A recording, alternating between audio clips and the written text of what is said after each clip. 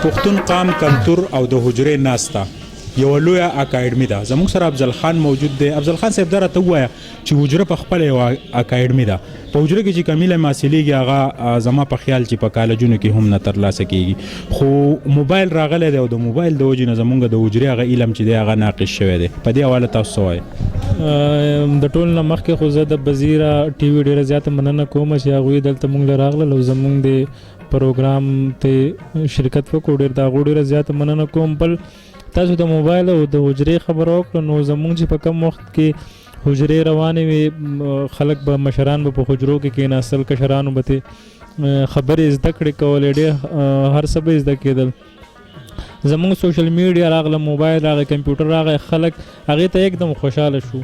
هغه حجرې او بیټکونه او هغه مشرانو سره ناستې پاستې هغه یې پرېښودی. اوس چې کله خلکو ته پته ولګېده چې زموږ نه خو هغه خپل کلتور او زموږ چې څه کار او زموږ د مشرانو څه کار او زموږ څه کار او د مشرانو سره ناسته پاسته زموږ د څه جومات ته څه دپاره او حجره د څه لپاره وه، نو هغه هر څه باندې خلک پوه شو. نو اوس د هغې دپاره مونږ بیا دوباره یو کوشش شروع کړی دی. مونږ داسې کلي په کلي باندې د پښتو د کلچر حوالې سره پروګرامونه کوو. هغې کې خو یو دا چې د پښتو شاعران پکې راشي، هغوی د خپل زړه هغه خبرې د شعر و شاعرۍ په ژبه پکې وکړي.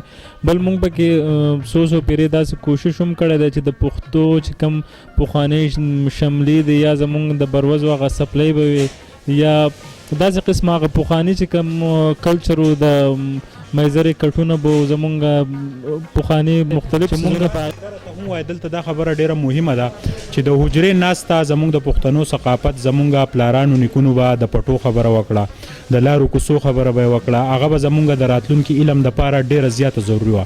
زما په خیال دا خبرې ټولې پینډینګ پاتې شوي دي او زړونه ډک شوي دي. پلار چې دی زوی ته خبره نشي کولی، زوی چې دی د پلار نه شرمیږي.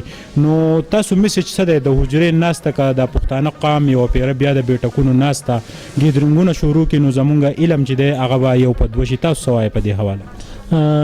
ډېره زیاته ښکلې خبره تاسو وکړه. د ټولو نه اول زما خو چې په زه چې څومره پوهه لرم نو زه خو یم چې اول یو انسان به هغه کلچر ته، هغه پخواني وخت ته، هغه د مینې او د خلوص چې کوم وخت و هغې ته به حل ورسي چې موږ پښتو ژبه زده کړو.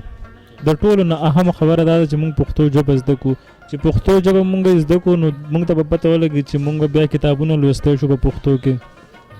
موږ ته پته لګي چې زموږ د پلار نیکه زموږ چې کومې پیړۍ وې د هغې پیړو څه کارونه او زموږ د هغې خلکو چې کوم د مینې محبت ژوند و، هغوی به خوراک څه خوړو، هغوی به کرونده به څنګه کوله، نو هغې د خوند او د مینې محبت هغه ژوند ته به موږ حل ولاړ شو چې موږ د ټولو نه مخکې پښتو خپله کړو. د پښتانه قام بچي چې دي هغه پښتو کې خط نشي لیکلی، پښتو چې دی د هغې کتاب نشي لوستلی. دا یوه ډېره لویه المیه ده. څنګه به راځي زموږ ذهنونو ته، زموږ بچو ته دلته چې کوم پبلیک سکول نه دي، سرکاري سکول نه دي یا کومې ادارې دي، دا خبره به موږ څنګه امپلیمنټ کوو په پښتون قوم باندې چې موږ کم سے کم خپله ژبه په لیکلو په ویلو باندې پوره یاده کړو؟ بالکل ستاسو د خبرې سره زه سل په سله باندې متفق یم. ستاسو ډېره ښکلې خبره وکړه. په دې باندې تیر کال د مورنو ژبو د پښتو چې کوم زموږ یو پروګرام په هغه ورځ باندې مونږ تقریبا زما په خیال زموږ چې کوم کې پی کې دی د هغې نه 1700-1800 خطونه زموږ چې کوم وزیر اعلی دی هغه ته مونږ لیږلي وو. هم د دې حوالې سره مونږ لیږلي وو چې په هغې کې مونږ 2-3 خبرې لیکلې وې. یو خو پکې مونږ دا خبرې لیکلې وو چې د 12م جماعت پورې د پښتو ژبه لازمي شي. د هغې سره چې کم زموږ په سیډیز یا په دې کې کم د پښتو په کلچر په نوم باندې کم د ګډاګانې او ډانسونه دا کېږي په حاشي کم کېږي، مونږ وایو چې دا دې ختم کړی شي.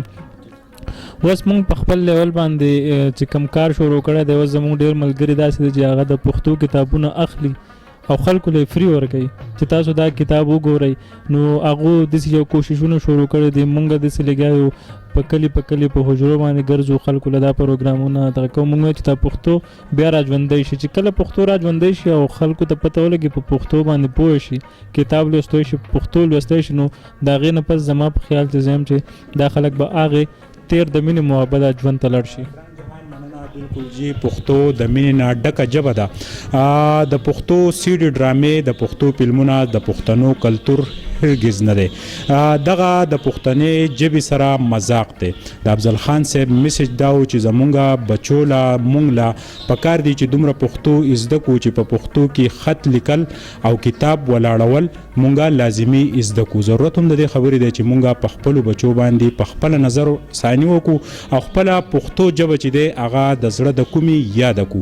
د ملګری ریپورټر اجاز خان سره کیمرامین محمد حسین، سهیل باچا، بلوګرام.